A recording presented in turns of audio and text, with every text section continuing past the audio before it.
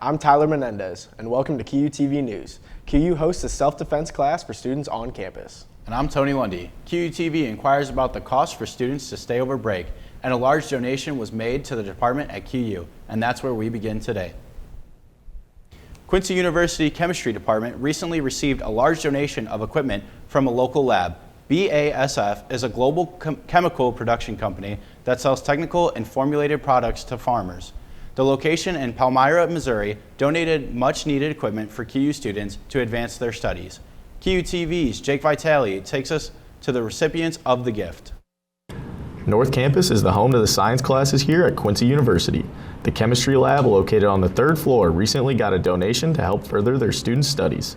Liquid chromatography is a technique used in chemistry to separate a sample into its individual parts. Really a lot. We just got this HPLC high performance liquid chromatography instrument last year with the end of our Title III grant, and it came with one column.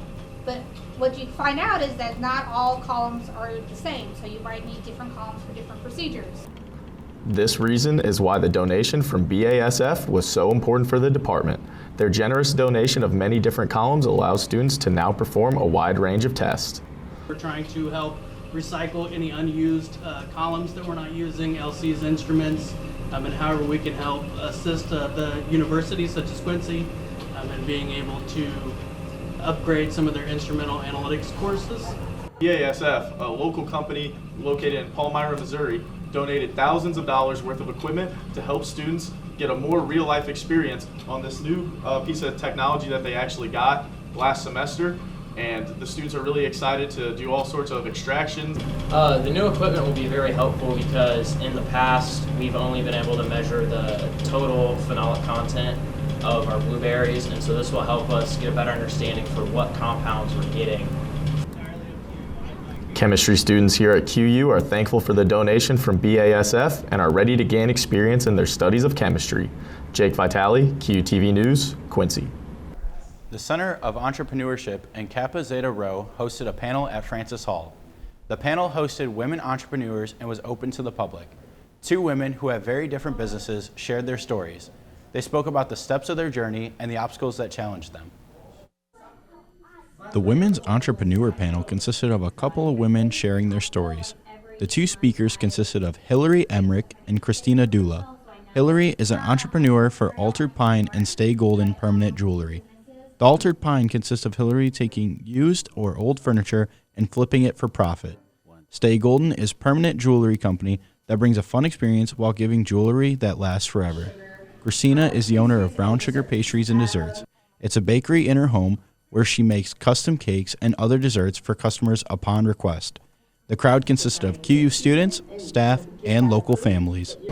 I gained a lot of knowledge about what it would take to start your own business financially and about some of the struggles they've overcome.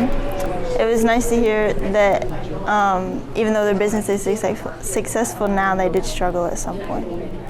The panel was then to answer questions the crowd had about their businesses or the extra essentials needed to start a business with success. The panel speaker's goal was to motivate the group that came in to see them and ask questions so that they're not afraid to start their own business, because you never know what could happen. But if you'll excuse me, I just need to figure out how to make brownies look like what they look like on the box, so I'll be right back.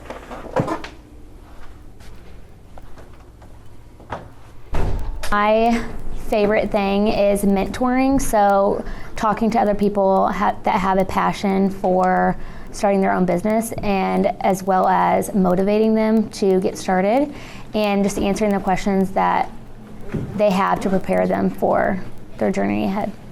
The goal of the panel was to not only share their experience, but push the future of entrepreneurship for women. To reach out to their businesses, contact Hillary through her Instagram, and for delicious desserts, reach out to brownsugardesserts.com to place an order. QU students can now get their PhD. Quincy University is adding two new doctoral programs. This will be the first time in school history that a doctorate is available. QUTV's Ryan Capps gives us more information. Quincy University is a college that is continuing to grow. As before, students were only able to receive a master's degree. Now, thanks to Phase 2 of the renovation project, students will be able to earn their doctorate. In the 164-year history of the university, we have never offered a doctoral degree. Until now. Beginning in January 2026, and subject to the usual accreditor approvals, Quincy University will welcome its first students who are pursuing either a doctorate in occupational therapy or a doctorate in physical therapy. Planning for these new programs have been in the works, and this was all made possible due to countless people who have worked tirelessly to make it happen. So some institutions never take this step into doctoral education, but QU is ready. We're ready to build from our existing programs. QU is ready with the right people in place. QU is ready with facility renovations and to be on the pioneering front of hybrid delivery of graduate healthcare education. Quincy University is looking to follow its mission statement to give back to the people.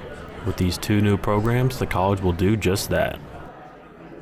It's such a great fit with the helping health science professions of occupational and physical therapy at a faith-based institution. The missions really fit well together, and so being able to bring that here and serve the region and the area has been really exciting. The renovations are taking place in North Campus. With more programs being added and the school continuing to grow, there are plenty of reasons why it's a great day to be a Hawk. Ryan Capps, QUTV News, Quincy. You may have heard that QU's president had a lot to say about the election, or more specifically the election polls. During the Honors Fall Colloquium, honors students listened to Dr. Brian McGee as he shared his connection with servant leadership and his connection to the recent election. QUTV's Kai Grover gives the honors student perspective of the event. Biannually, the President's Honors College hosts a colloquium where the president speaks or there's a guest speaker and an opportunity for honor students to meet one another. I really like being a part of the honors program here at Quincy because it does feel like a community, and I really enjoy that we hold these meetings every semester so I can meet other people in the honors program and I can hear the president speak. The president's speech focused on polls, the election results, and the true meaning of servant leadership. The speech acknowledged that the tensions were high during both candidates' campaigns, but that historically speaking, the election was pretty unsurprising compared to past elections. The president spoke in depth about the election and how polls contributed to the election results. This conversational take that he had on the election surprised some students who went to the fall colloquium. I actually found it really interesting. I thought it would go a different way, and I was really pleasantly surprised that I actually agreed with a lot of what he was saying, and I thought it was a really mature take on everything. Over 60 students attended the colloquium, and Professor Daniel Strudwick, the director of the honors program, invited all the honors students to a holiday celebration at the end of the semester. Kai Grover, QUTV News, Quincy. This honors colloquium will be held in the spring semester. Honors students should check out their QU email for any more updates on honor student events. Quincy University is charging students to stay in the dorms for winter break. Some student athletes and international students have to stay on campus for holidays. That means their wallets will start to hurt more than their feelings. Over the upcoming winter break, QU will be charging $100 a week to every student that will be staying on campus. That comes to $600 for the whole break. And since the cafeteria will be operating on reduced hours, that will increase students' out-of-pocket costs for food. Students believe it is an attack on people who cannot go home for the holidays. It's quite unfair, especially for the internationals, because some of us don't have a choice to go home, with flights being so expensive. And now we're having to pay $100. It's a bit like a kick in the teeth, because you can't go to see your family, but you're still having to pay to stay here alone. So I think it's quite unfair. And I'm lucky enough that I'm going home, but I know I would not be happy if I had to stay and pay nearly $600 to stay here.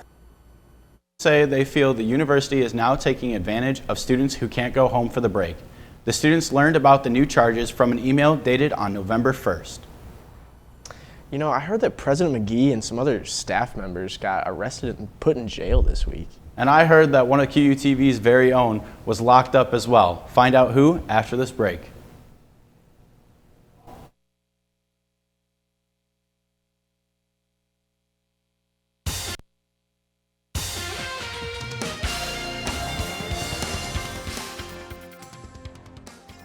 Some Quincy University professors and coaches were currently put in jail on campus. The first annual Jail and Bail was put together by a fairly new club here on campus, Women in Law. QUTV reporter Lindsay Fisher takes us to the Women in Law Jail and Bail event. The first annual jail bail put on by Women in Law took place in the CAF. Students all over campus decided to come in and take a look at which of their coaches and professors were behind bars and needed to be bailed out. So Jail Bail is a fundraiser where we have some coaches, faculty, and staff that have offered themselves to be jailed for a little bit of time today, and people can donate money to post their bail and get them out or keep them in for a while. So it's a fundraiser for our group, Women in Law here. President McGee and QUTV's own Nora Ballner got convicted and locked up along with some athletic trainers on campus. My bail was set at $50, and I was convicted of stabbing athletes with needles. Guilty as charged. To bail out your favorite faculty member, you needed to Venmo or pay their bail with cash to help Women in Law fundraise to attend the Legal Hall of Fame. Women in Law is a club on campus that involves women to be involved in law, criminal justice, and a great way for them to get exposure on their outside career. The club is also a great opportunity for all women who are criminal justice or pre-law majors. Women in Law plan to have panels of women who are successful in their field. They also like to study together and support each other. They all share similar goals and aspirations, and it's a club to be able to come together and support each other and educate the student body about women in male-dominated fields. Lindsay Fisher, QUTV News, Quincy. Women in Law hope to have another Jail and Bail event in the future to raise even more money for their club and to create even more events. Quincy University recently held a self-defense class for any student to attend class for free. The class was put together by the local Quincy branch of the American Taekwondo Association. Around 20 students attended the class to learn about how to defend themselves better. The participants were shown the fundamentals of punching, kicking, and kneeling. There was also time at the end to answer any more specific questions anyone had. QTV's Jake Vitale takes us inside the dojo. Oh, here, and then whenever I land, 1, 2. The free event was held inside the HFC. Students who attended got to learn basic martial arts skills. This started with learning the step-by-step process of each movement. After the basics, instructor Robert Bentley showed off his combos on his test dummy, or should I say, younger brother, Michael Lanier. Participants were paired up and given pads to strike their partners for some live-action practice.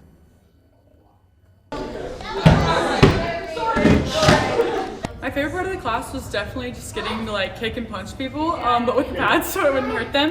And it was actually a really good workout, and it was just fun to do, and I learned a lot, so yeah. The topic of self-defense is serious and can be life-saving to learn in case you ever need it. Instructor Bentley explained, learning self-defense with an ancient warrior's quote, "It is better to be a warrior in a garden than a gardener in a war." There was also plenty of laughs between friends as they learned together. When asked what the most rewarding part of his job is, Robert Bentley mentioned the relationships he has built. Absolutely just the relationships that I get to make with our instructors that I've had. My instructors started as students, and so it's like family, and that's the most rewarding part. And then the relationships that I get to build with students and their families and parents, and that's by far the best part. The local ATA branch here in Quincy is always welcome to new students if you're looking to learn any martial arts skills of your own. Jake Vitale, QUTV News, Quincy. There are 31 million entrepreneurs in the United States, and that number is growing by the day. But it is not just those out of college starting up businesses, as there are some that start up a little earlier. QUTV's Parker Limenstall tells us about a tumbler business that operates on campus. 217 Tumblers is a business created by QU student Jocelyn Miller to create unique tumblers different from those found on the store shelves. For Jocelyn, this business is not just about making tumblers, but growing a business that started when she was in high school and furthering her passion she shares with her mother. I've been doing this for the past 2 years now. It started my senior year of high school. I joined the CEO program, and part of that program is making your own business. So I had already had the stuff because my mom was kind of into this kind of craft, and I just took it from there and I made it into so much more than that. The tumblers come in a variety of sizes ranging from 12 to 30 ounces. Customers can request their own unique designs that Jocelyn makes herself.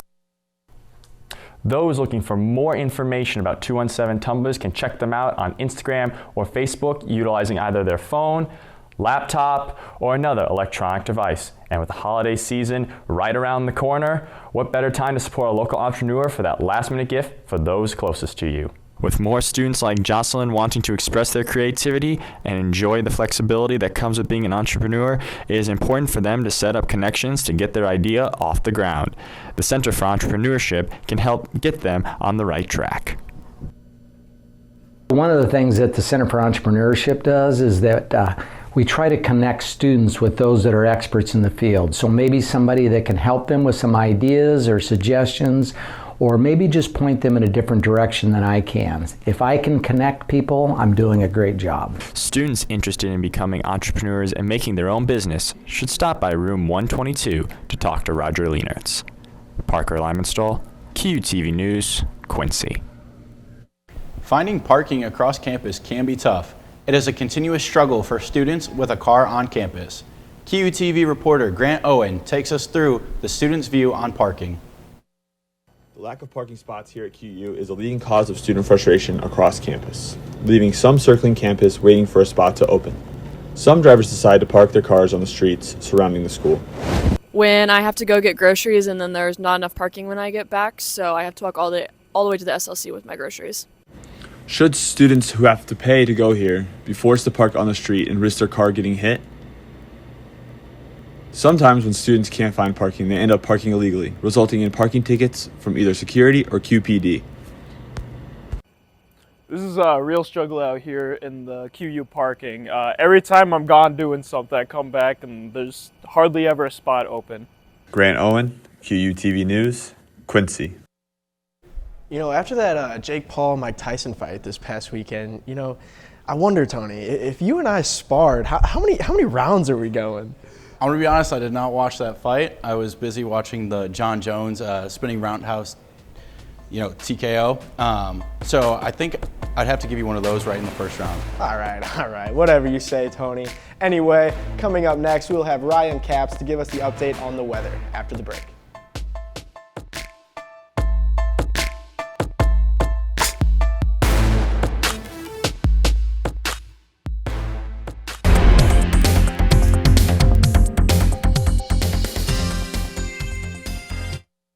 Welcome back. I'm Ryan Capps here to give you your weather for this week. And as you can see here, you're going to want to be prepared for this week, as realistically the last couple months have been kind of easy for us in the fall aspect of things, as we've gotten warm temperatures that we don't usually get here in the Midwest. But you're really going to want to be prepared, as it's going to dip down and get a little colder, something that we're not really used to as for this season so far. But the big thing is next week is Thanksgiving, so I'm going to wish all you guys a happy Thanksgiving and safe travels if you're going anywhere.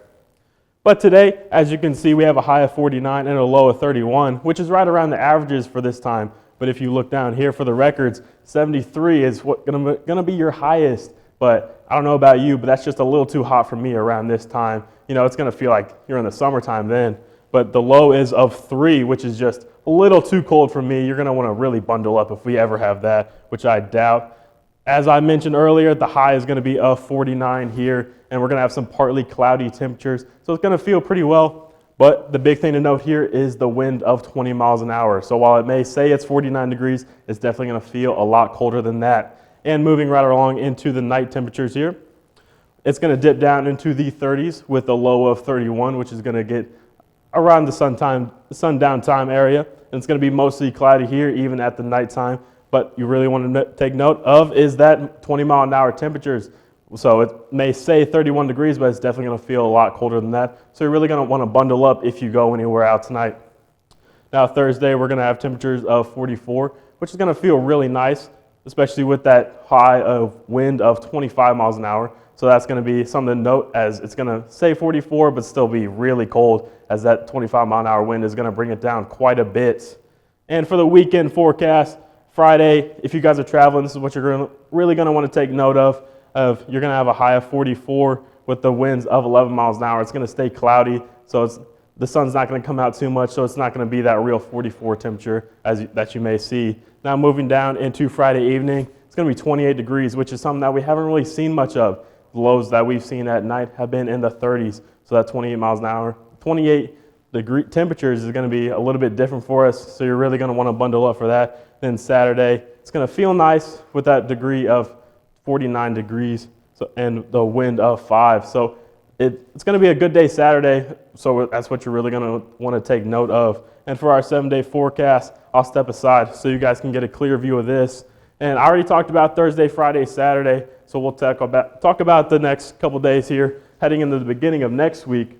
We're going to have those 2 days of 50 and 62, which is going to feel really nice. You know, it's going to be kind of a change in temperature as it's been colder, but those are going to be a little bit warmer of days. Then heading into Tuesday and Wednesday, that's what you're really going to take note of is the high is only 40 and 42, but the lows are in the 20s, which is something that we haven't seen very often. So we're going to really want to take note of that and kind of prepare yourself as I think it's starting to get into those wintertime temperatures that we're used to in the Midwest.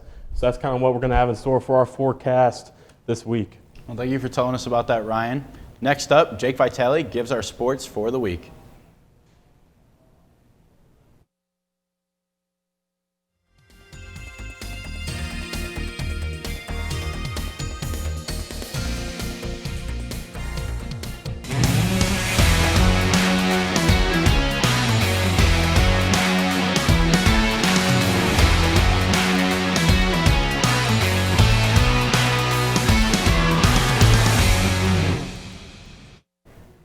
Hello, Hawks sports fans, and welcome back to QUTV Sports. My name is Jake Vitale, and I'm happy to be back on set, but this time to give you your weekly dose of Hawks sports.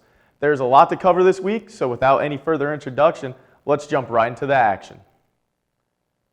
Let's start this week off with the familiar faces of women's volleyball. They have officially been named the co-champions of the GLVC. This came from a 3-0 sweep over Lewis University on their court. This win features the regulars at this point on the show. Emma Winbergen had 20 kills, along with Susanna Beretti notching 18 kills of her own. Also, Luna Van Bars recorded 2 aces in the victory. They do share this regular season title with the Maryville Saints, but they are looking to leave no doubts in the upcoming GLVC tournament. The Hawks claim the number 1 seed, meaning they will face off against the number 8 McKendree Bearcats on November 22nd.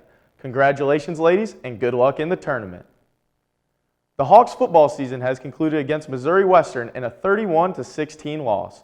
The Griffins, despite what their record indicated, were a very talented team who put up a lot of competitive games against nationally ranked opponents. The Hawks rolled into St. Joseph, Missouri, hoping to play spoiler on the Griffins senior night, but were unable to do so. The Griffins struck first, scoring on their first drive of the game, and then the Hawks punched back with a field goal of their own and a touchdown by Tion Dollard in the first quarter. But Missouri Western quickly countered with a 64-yard touchdown pass by the quarterback Brandon Burwald, closing the first quarter with the Griffins up 14-9. The Hawks had the lead going into the second half, with Tion Dollard recording his second touchdown of the half on a 24-yard completion from quarterback Drake Davis. In the locker room at half, the seniors from Missouri Western must have regrouped and said, "You know what? Coach is right. It's on us." And regroup they did. In the second half, the Griffins put up 17 unanswered points, leading to their eventual victory.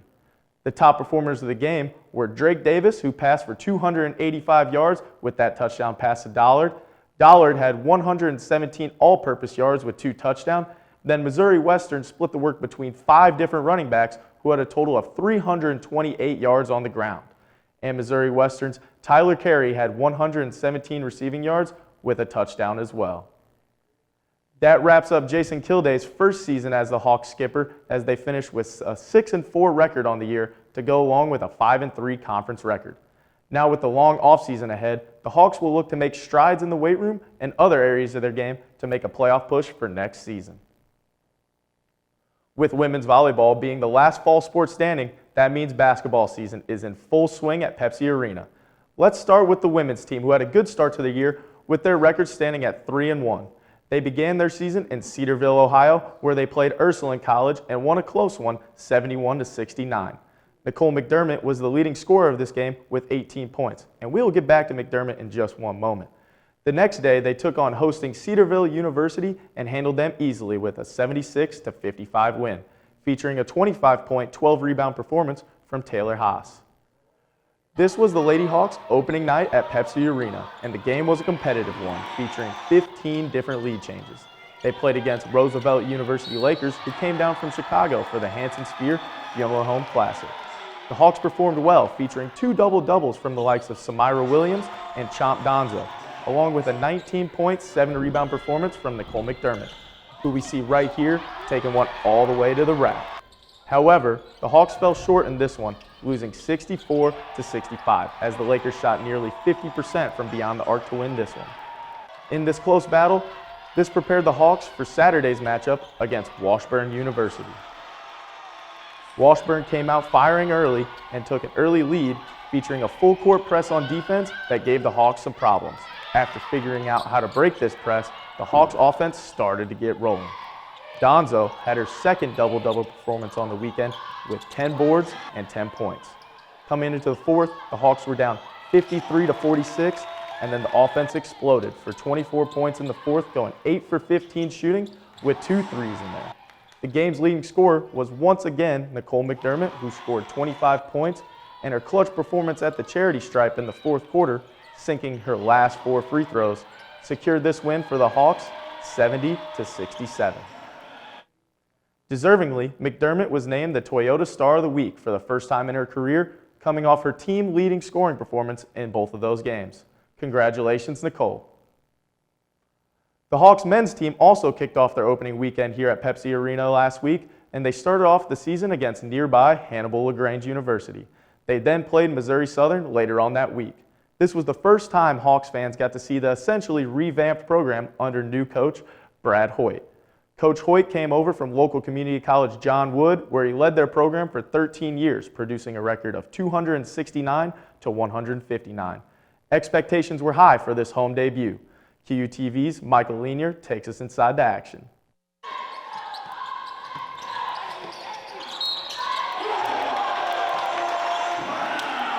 New Quincy men's head basketball coach Brad Hoyt has made his Pepsi debut against Hannibal LaGrange. This one started off slow as the lead changes went back and forth throughout the first half, but before halftime the Hawks took a 37-33 lead. Some familiar faces were on the floor, playing for as well as against Coach Hoyt. It was the opener. There was actually 3 guys on the other team that I've coached before, and so there was a bunch of kind of dynamic to that thing a little bit. I thought we didn't come out with the right sense of urgency. That is when the Hawks regrouped and picked it up, outscoring the Trojans by 10 in the second half. Coach Hoyt's first home win was by double digits, but the second one was just a little bit closer. The Hawks kicked off Coach Hoyt's second game at Pepsi Arena against a very athletic Missouri Southern team. The Hawks would trail this one for most of the game, being down 9 at half, having to make halftime adjustments and fight the whole second half. Missouri Southern game, and they're athletic and big and kind of get downhill, and we get down by double figures for minutes in the game and then kind of fight our way back. Fighting back is exactly what this team had to do, as they outscored Missouri Southern by 12 in the second half. The game would come down to the final buzzer. With about 15 seconds left on the clock, Jaden Taylor from Missouri Southern looked to make a play for the Lions, but the Hawks had other ideas, as Taylor would end up turning the ball over to Ale Segner, who meets a Missouri Southern player at the rim and finishes the and one to give the Hawks the lead and the win in Brad Hoyt's second win at Pepsi Arena. Michael Lanier, QUTV, Quincy. Moving from the hardwood to the mats, women's wrestling went down to St. Charles, Missouri to compete in the Lindenwood Duels. Competition was fierce, and despite the tough opponents, Quincy was able to come away with a split with a 3-3 record on the day. The Hawks' top performers start off with Mackenzie Graves in the 103-pound weight class, who went undefeated on the weekend against William Woods, Lindenwood, and Simpson, along with 2 wins via forfeit. Graves made quick work against Lindenwood, winning her match in just 1 minute and 23 seconds. Serena Baca recorded multiple wins as well, those coming against William Woods and Simpson, with their only loss on the day coming against Lindenwood's Kate Cooper, who is currently ranked number 19 in the nation. Madeline Barton of Quincy also contributed to the Hawks' weekend with 4 victories, with their only loss coming against McKendree in a 6-4 decision. The Hawks will continue their season this weekend at the Missouri Valley Open. And that's all I have for you this week. Thank you for watching QUTV Sports. I'm Jake Vitale. Thank you, Jake, for that update on sports around campus. Next, we will show you how students got to experience a world of flavor inside the CAF. Coming up next, right after this.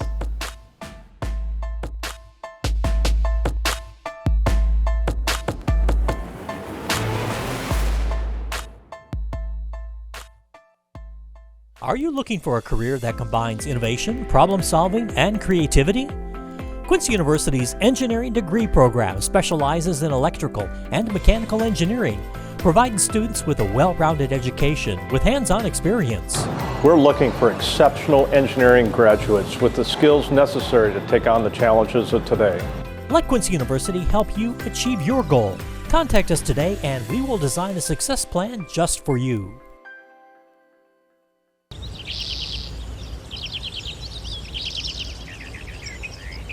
Discover the opportunity to pursue your degree with Quincy University's Illinois Tuition Promise program. If you're eligible, you'll receive 100% coverage of tuition and books, making college affordable. We'll design a success plan just for you.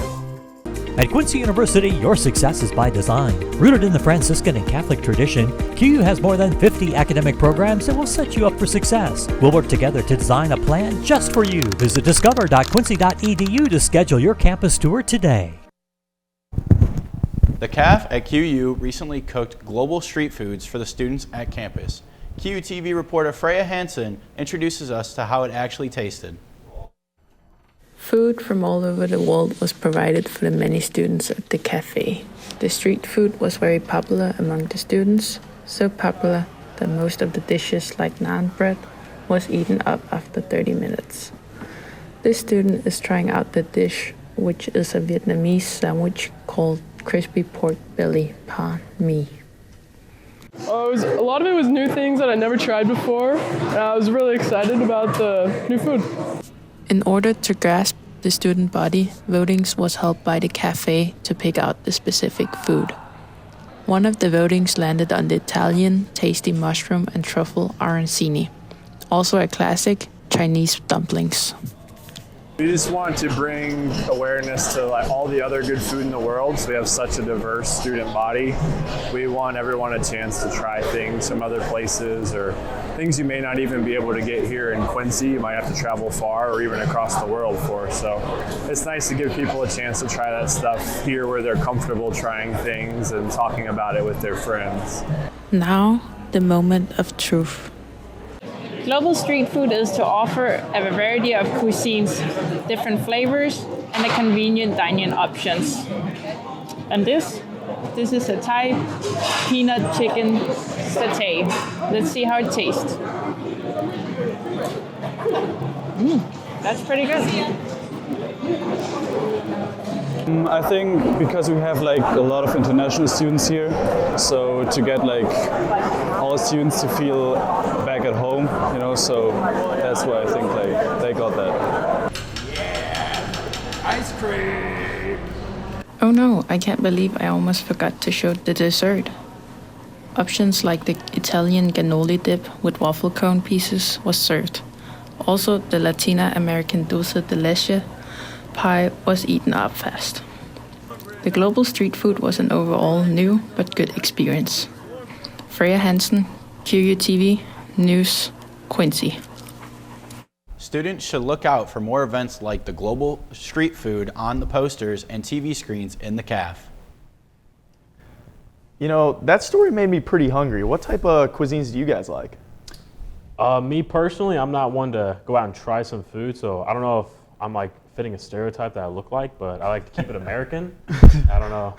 What about you, Tony? For me personally, I like a good Italian dish. I mean, not just spaghetti, but way beyond that. And I'm not talking Olive Garden. So. I kind of prefer the kids' cuisine. The ones with the blue trays and comes with a little brownie. Oh yeah. We might need to widen that palette a bit, Jake. I think I'm gonna go with some Mexican food. Some fajitas, maybe a nice old burrito, something like that. But anyway, thank you for watching QUTV News. For more stories like this, check us out on social media and QUmedia.net. Have a great day.